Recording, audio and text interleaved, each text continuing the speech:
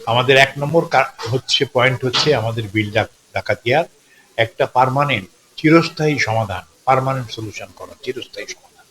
আমরা অলরেডি বিল ডাকাতিয়ার কাজ করে যাচ্ছি, ইতিমধ্যে করছি এবং এর মধ্যেও আমরা ২-১ দিনের এই সপ্তাহের মধ্যেই আমরা একটা একটা প্রপোজাল বানাচ্ছি, সেটা সরকারের কাছে দেব আমরা, যাতে আমাদের বিল ডাকাতিয়ার কাজ করতে পারি। আগামী বর্ষা মৌসুমের আগে যাতে আমাদের এলাকার লোকরা ধান বুনতে পারে এবং সেখানে সাহায্য সহযোগিতা করে সেখানে যদি আমরা আমাদের যে শাকসবজি হয় সেগুলো চাষ করতে পারি, সেই চেষ্টা আমরা করছি।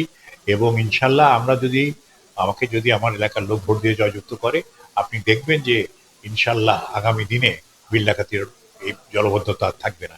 এটা আমরা চেষ্টা করে করবই। এর সাথেও আরেকটা সুসংবাদ দিচ্ছি আপনাদের, আমরা চেষ্টা করছি খুলনায় একটা সোলার পাওয়ার করার জন্য।